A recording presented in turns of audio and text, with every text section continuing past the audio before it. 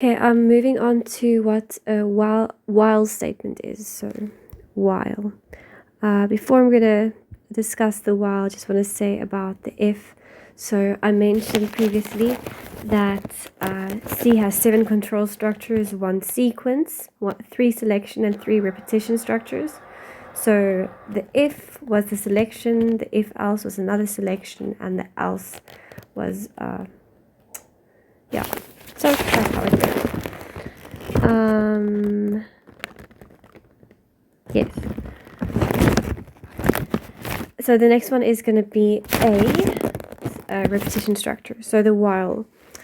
So the while is basically a loop. So you're just saying, while some condition is true, the computer is going to do something.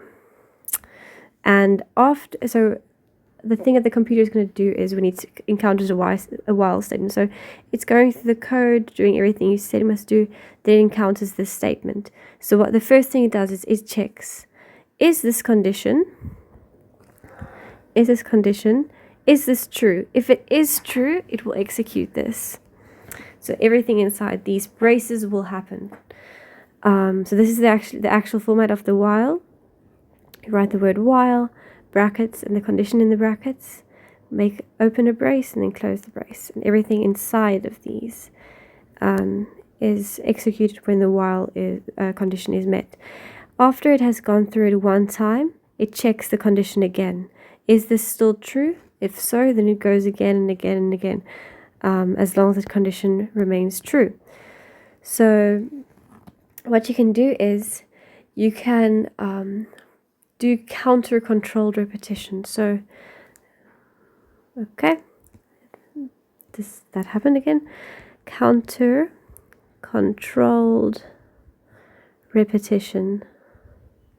So this basically means you're going to use some kind of variable. Many programmers prefer to use the word I or J, or you can use the word counter. Anything that floats your boat or sinks your submarine is chilled. Use an integer, and that's just going to be your counter.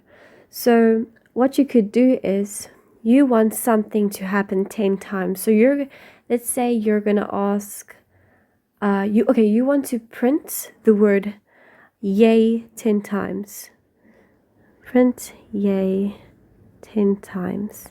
So what you could do is you're going to say, well, some condition. I'll get to the condition now. Why is that happening?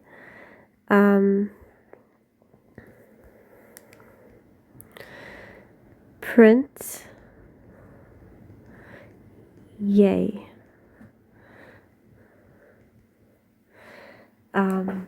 Just going to put in a comment because it's always good to write in comments. Print a line once. So I want this to happen 10 times. So what I'm going to do is I'm going to initialize a variable that I'm going to use for this program. So I'm going to say int counter. And I'm going to initialize it to a certain value. I'm going to start it at 0. You can usually use 0 or 1. I'll say why in a moment. So while this counter is less than 9, this will happen as something I put in. So firstly, this is what happens in the program. Counter is a variable and gets the value 0. So now the computer checks, is the counter less than 9? Well, it is. So it's going to print the word yay once. But if you just type this in, it's just going to print this infinitely because nothing's happening to the counter's value. It's going to go on forever and ever. So then what you do is you say counter gets counter plus 1. So that means now counter has the value 1. So I'm just going to say, well, it's going to make a little table here. Counter value. And then number of lines printed. So while the counter value was 0, the counter value was 0. So then it was less than 9, it printed yay, and then counter increased with 1. So it was 0, it printed it once, now it's 1. Is the counter's value still less than 9? Yes, so it prints yay again. So it's printed for the second time. Then counter is increased with 1 or incremented. You can do, oops, no. Now it checks, is 2 less than 9? Yes, so it's going to print it again. And it's going to add 1, and it's 3. Is 3 less than 9? Yeah. It happens again, it's 4. Is 4 less than 9? Yeah. 5, 6, 7, 8. And then, after it's 8, and now it gets the value 9. Okay, I made a mistake. I want to say it's more. I'm going to say that. I'll say why in a minute. So now it's going to check. Okay, I'm just first going to keep this mistake there. So the value of my counter is now 9. Now it's going to check, is the counter value less than 9? No, 9 is not less than 9. 9 is equal to 9. So then it's going to stop, and it's going to go on to whatever after this, or if it's the end of the program, that's the end of the program. But I said I wanted to print it 10 times. So if you say this, it will check, is it equal or less than 9? 9, this value is true because it's equal or less. 9 is equal to 9, so that is true. So it will print it one more time, so now it's 10 times, and then counter gets counter plus 1. Now it checks again. Is 10 less or equal to 9? No, so now it terminates. You could also have done it like this, where you start counter at 1, and you can say counter is less than 10. Oh no, you could have done 0, counter will be less than 10, or you could start at a 1, less or equal to 10. Just count how many times in your head, how many times it will actually repeat it. But that's just how you do counter controlled repetition. Yeah. So you could also have that, you can incorporate all your different things we've learned so far as well, where it scans inside that as well. But this is just, this is just one type of repetition structure. And you can nest them, you can nest them as well. You can also have whiles inside other whiles, and so on. Yeah, just checking if there's anything else I can say for this video. Yeah, okay, I'm just going to mention this as well. I have touched on it before. So what this means, so you get increment and decrement operators. So if you get something like this, or something like this, okay, so basically this is called the increment operator. So this is the same as saying C. I'm just saying, okay, I'm gonna say here, I am declaring a variable that I'm gonna name C. So if I want C to have 1 added to its value, so C gets the value of C plus 1 to it. You can also write this as C plus equal sign 1. So basically C gets the value of C plus 1. That's just another way to write it. The plus goes before the equal.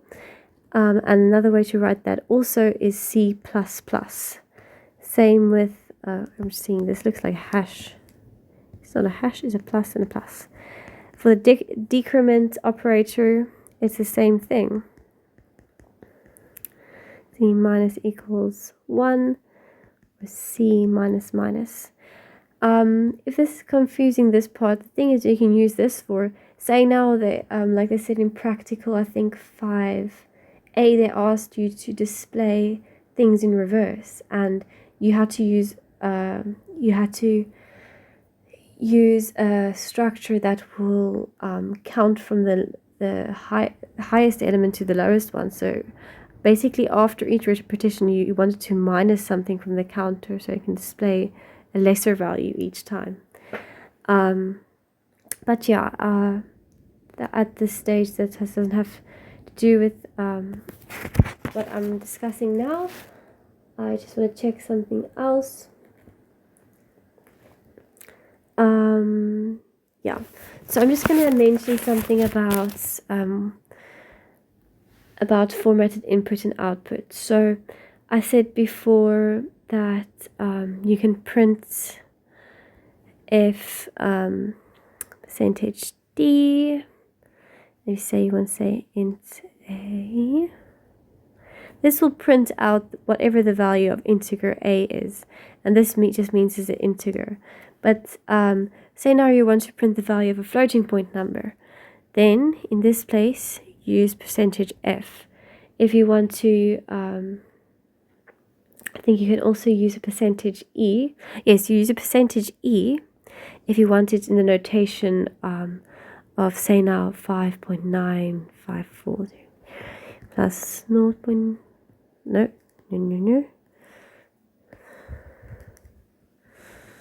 Something like that. That's just basically saying 10 to the power of so and so. I haven't used this so far. I'm just saying that's it. If you're using percentage sign C, that's just printing the value of a character, which would be probably maybe it's just a value of A. You stored A in that character thing and whatever. Yeah, and there's also something called the string, but we haven't really done much strings. I don't think they'll ask it. Something that's cool if you want to display something to a certain number of decimal places. So you can't use the D for decimal places because it's an integer, and integers don't have decimal places. So if you want to print something, that's going to be the answer, and you want to 3 decimal places, all you do is you put in front of it, you say 0.3 percentage f or something like that. How many? You just say how many decimals you want after, how many decimal places after the 0 you want, or after the number, sorry. So just you can say 0.4, 0.5, whatever you want. That's just how you indicate that. So yeah, that's it for now. I think I'm going to go on to the for statement in the next video.